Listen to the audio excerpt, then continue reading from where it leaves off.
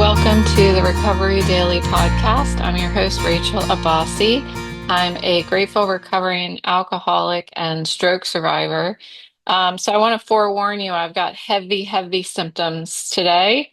But I have kind of a nice journey through my day where I went from feeling sorry for myself because I woke up with such terrible symptoms, because I keep looking at houses.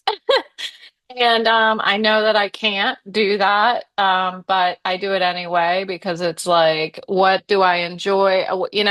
What am I willing to do for the pain, the head pain? Like, I'm going to have head pain no matter what. We know that. So, what am I willing to do for worse pain? And what I don't think about is, what am I willing to, I wrote it down, what am I taking away from myself when I do things that I shouldn't? And that's what I don't think about. I don't, I'm not forward looking when I'm sitting there looking at houses. Like, what? I mean, I'm forward looking. I'm forward looking at, what house are we going to get? Like, what am I going to be? I'm going to be able, how close is it to the beach and stuff like that. I am forward looking in that way. But what I'm not forward looking in is, what am I doing to myself, my symptoms, and what am I taking away from what I'm going to be able to do for the rest of the day or tomorrow? I don't think about that. It's immediate gratification. And I over and over again, I'm suffering from this. Like, it's like a cycle, where I start feeling better. I start doing things I want to do. Then I start feeling worse. Then I start feeling sorry for myself. Then I start saying, oh, I gotta make sure, what am I doing that I shouldn't do? And, it's like over and over again. But hopefully I'll start getting to the point where I'm not a broken record. But so today I wanted to talk about that self-pity that I woke up with and how I dealt with that throughout the day. So, when I woke up this morning, and oh, side note, I'm making an okra stew, which is stewing downstairs. So, those of you who are longtime listeners know that sometimes we are recording under a cooking time frame, and today would be the day. So I'm making it okra. It has okra, onion, stew meat, and what's the other thing I threw in there? Tomatoes. It's pretty good. It's from Qatar, the country Qatar. So I don't know how to pronounce the actual name of the dish, but it smells delightful and it's stewing, and I need to be done in 15 to 30 minutes. So usually I talk much longer than that, but I'm going to try to summarize. And I'm wasting time by telling you that I need to stop wasting time. So this morning I woke up, I had a terrible headache, and it was one of those really heavy, what I call vestibular hangover. That's what it feels like. It feels just like a terrible hangover after a night of drinking too much. For me, that's what it feels like. So I call it a vestibular hangover. And when I woke up, I did all my normal stuff. I felt very much like, oh, it's going to be one of those days. And what I had ahead of me today was, I had a friend of mine that was coming over to go to the pool with me, and that's my favorite thing that I can still do. And I had an appointment with my psychiatrist this morning because we talk on Wednesdays. So I got up, I did my normal morning routine, and while I was doing that, I was thinking, maybe I should cancel my psychiatrist appointment. Like, that's what I did last week when I felt like this. And then I thought, I canceled first of all, I don't want to cancel 2 weeks in a row. And second of all, I canceled last week because I was having problems finding words. This time it's pain. It's more pain than it is trouble finding words, even though I might have a little bit of that during this episode. We'll see what happens. I don't like to talk about it because then it makes me have difficulty finding words.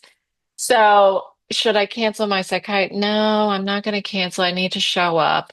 And then, should I tell my friend that I don't feel well enough to go to the pool? No, I really want to go to the pool and it's going to fill my cup, right? Spoons, cup. It's going to fill my cup. So I'm going to do anyway. I'm going to go forth and do anyway. So that was my approach. I went to my morning meetings this morning, and in both meetings, right out of the gate, well, first of all, I overslept, which I rarely do. So I actually got to my first meeting a half an hour late. That is rare. But I heard that the topic was self-pity, and I was like, oh, this is perfect. And that's what happens in sobriety. The planets always align as far as topics go. So I shared, this is me right now. This morning, I feel a lot of self-pity. And what I know from sobriety is that there's another side to this. I will get better. Things will get better if I keep walking forward. And thank God I have this sobriety program in order to have experience that shows me when things get hard, keep leaning into it, like keep going. Things may feel unfair and self-pity creeps in. But it's not gonna get better if I retreat.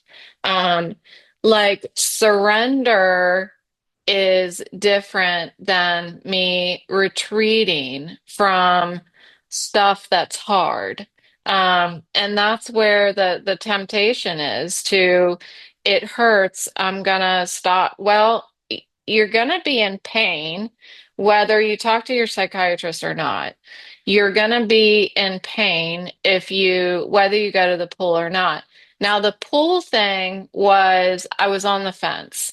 Um, because it could make my pain worse and it could actually make me get to the point where I'm not safe walking.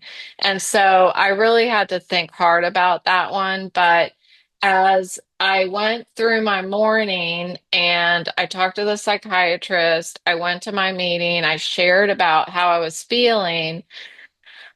As my as my spirit lifted, my head pain didn't wasn't holding me back anymore. And it not holding me back was actually making me feel a little bit better. Like the pain was actually not so bad when I started moving and my blood started moving. I don't know if that's a thing. I would have to ask a professional, but when I started moving my body and I started moving my thinker, like I kept my eyes closed and kept it's really key for me to keep my excitement down to a minimum. So even though I get super excited, I'm an excitable person. I have to purposely tone it down so that I don't start moving too much, moving my eyes too much, moving my head's too much. All of my heads too much. So I decided to go forward and do all of these things.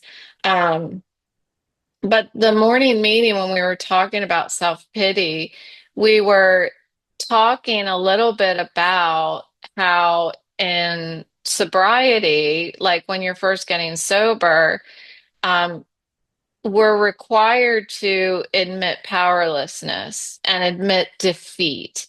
And it's then that we can start accepting, like admitting complete defeat allows us to begin accepting. That's like the breaking point. And powerlessness doesn't mean hopelessness. It it tells us that this is something that is more powerful than us alone. We need help. Um, we have this illusion that we can control the disease and we can't. And recovering from my stroke is similar in the way that when I wake up with that headache like that, if I resist it, um, I it it keeps hurting. I don't know how to articulate it. If I fight it, um, if I keep moving as fast as I want to move, I normally move, my head just keeps beating. Like this morning, it was like beating pain, which I don't have a lot, and it's still kind of like that. Um, but if I recognize that, okay, this headache, this disability is more powerful than me. I can't do this alone. I don't have to do it alone. I know when I get to my meeting and I can say, look, I feel like shit this morning. All these people sent me messages. I had women were sending me their phone numbers. The second meeting that I go to, I don't know a lot of them personally, and they started sending me their phone numbers in the chat. Like one lady offered to make dinner, her and her husband, and have me over. She also suffers from chronic illness and chronic pain. And that alone, like if I were resisting, I wouldn't have talked about it. I would have showed up to the meeting and I would have been like, okay, I'm here, but I'm not going to listen and I feel like crap and I'm not going to talk. And that happens a lot. That happens more so than not in recovery meetings where people feel so shitty that they don't want to talk and they're only there because they're checking a box. And that's what I sometimes feel like when I'm showing up. And this morning may have been kind of like that. It actually was because sometimes the Zoom meeting information disappears and I have to look it up again on my phone in order to join the meeting. And I was looking, it disappeared this morning and I was looking for it. I couldn't find it. And I was like, ugh. And I was getting to the point where I was like, is it even worth it? Like I'm hurting my head even more to look for the Zoom information. But I knew I had to be there. And I need it for me. It's like it's my medication. I have to take it. And thank God I have that outlook on it because when I finally showed up, good things happened. Like people sent me love and reminded me that I'm not there by myself and I can surrender. I don't have to fight the pain. I can talk about it. I can admit that I'm powerlessness over this pain. And it's when I do that, believe it or not, the pain doesn't hurt so bad. It's still there, but when I stop focusing solely on the pain and poor me that I have to have a headache for, the last 4 years. I said that in my meeting. I was like, I've had a headache every day for 4 years, and I'm sick of it. And if I need to say that sometimes, say it, and I don't say it a lot. I don't say it a lot. And it takes this invisible toll on me. I'm not just tired when I lay down. I am fatigued. I have a deep neurological fatigue. I have a deep physical fatigue because my body is fighting pain every single day, all day. And what I recognize this morning and I continue to learn about myself. It's not how long I'm on the computer, it's what I'm doing when I'm on the computer. Like, um, there's still things that I'm trying to learn about my own disability. And what I know for sure is that I can't escape from it. And what I thought of this morning is how it's so similar to a food addiction where I've always felt very passionate for people who have a food addiction because unlike alcoholism, I can abstain from drinking entirely and not have to um, balance the craving with something that is required of me in order to gain nutrients for my body. Like alcoholism isn't like that. But food addiction, these people who have a food addiction have to have to regulate what it is that they're putting in their body and not go overboard. And that I find to be inspiring that people can do that. And that's what I'm dealing with. I have to regulate my visual input. If I was blind, and that's what you recall, people have been listening for a long time know that I have at times said if I was blind, it would be easier because I would just not be able to use my eyes. And I know that that's really discrediting or probably not very kind to say to people who lose their vision entirely and were like, I wish I could see and have it just hurt my head. I understand that, but there are times that the pain is just gets me to my wits end that I'm like, if I could just not use my eyes, it would be better than having this pain.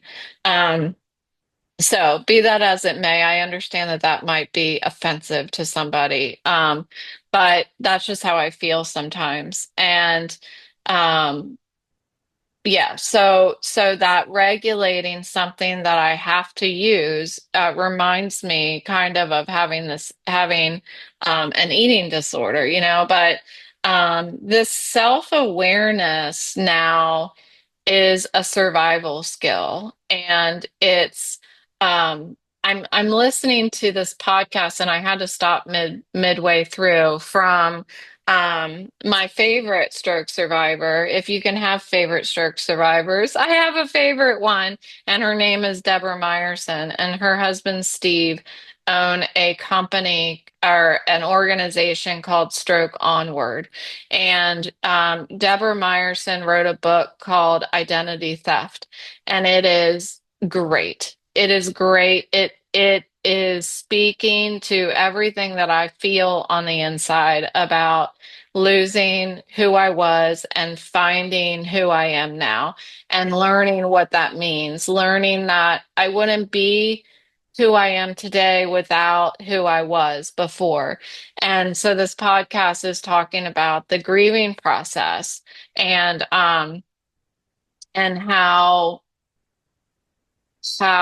we navigate like what she was talking about, or it was a record. Well, it's too long to explain, but it was a recording of an AI generated voice of hers. She has severe aphasia and can't speak. It's a lot. I mean, she can speak, but it's a lot of work. So they have discovered this AI tool. But anyway, I'll put the information in the chat in the description, and you can, if you're interested, you can go listen to it. Anyway, in order for her, she was invited to be on this podcast and she was considering doing it. And then eventually she declined.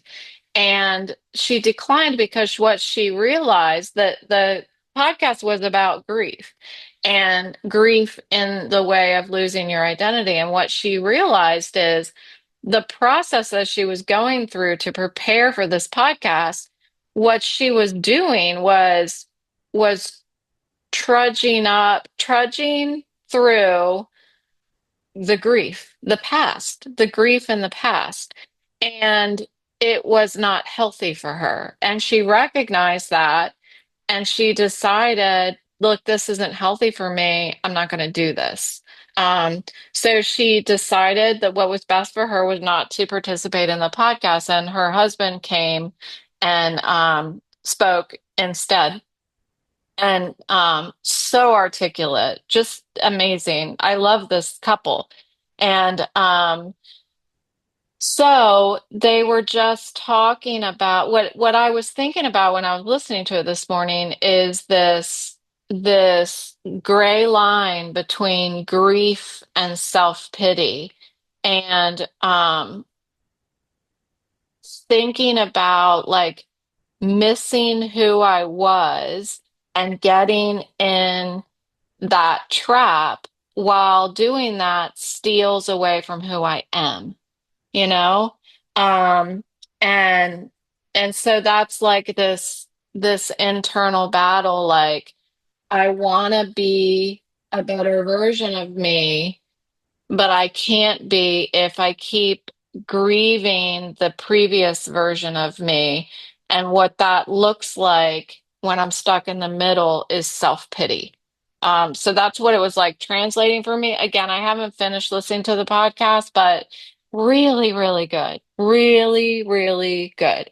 Um, so what I heard in the podcast was I wouldn't be like Deb is she used to be a Stanford professor and now she is doing all of this stuff for this stroke onward. And what her husband Steve reminds her of is without who you were, you wouldn't be able to do what you're doing now. And that just struck a chord with me today because I've been thinking about that over the past month. I've been thinking about the podcast and the writing and the speaking and the passion and the all the projects that I have and the plans that I put in place to try to spread the message of stroke recovery and sobriety and vestibular recovery. I wouldn't be able to communicate what I'm trying to communicate to people in order to help, like spread hope, if I wasn't who I was. If I wasn't specialized in communication and marketing before I had my stroke. So I wouldn't be where I am today without who I was. And that is honoring my past self in an amazing way rather than grieving who I was. I'm honoring who I was.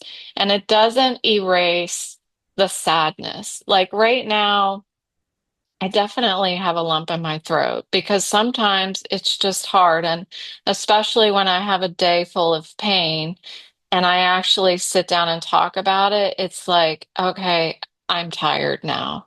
I gave everything I had today for myself. Um, I don't have to go back to who I was. I can build something new with what I have. And what I ignore so often is that I've already built it. I've already built what I'm going to be, who I am. It's not what I'm going to be, it's who I am right now. Like every time I honor my limits of who I am right now, I'm giving myself permission to heal. I'm giving myself permission to be happy where I am. I don't live there anymore in who I was, but I got a hell of a gift from who I was. And she continues um, to to give me gifts, um, to enable me to be the best self that I can be today. So what's really been amazing to start seeing. And those of you who've been listening from the very beginning, I don't know how many there are of you, but if you've been listening from the very beginning, you have heard this incredible challenge that I've been going through where I keep missing things. I keep missing what I can't do anymore and all that stuff. But if I can start, and it's starting to happen, I can start seeing if I didn't do this in 2023, name it, whatever it is, do a presentation for, I guess 2023 would have been not long enough ago. 2020, we'll say. If I didn't do this presentation for my company in 2020, I wouldn't be as comfortable sitting here doing a podcast on Zoom. I mean, I want to recognize that. And I want to keep reminding myself of what gifts she is giving me today. She, meaning my old self, is giving me today. And that's excites me. It makes me happy to think that my old self is feeding me today still. And that's really exciting. It makes me happy. And I gotta go check my stew. So thanks for listening, and I'll talk to you tomorrow.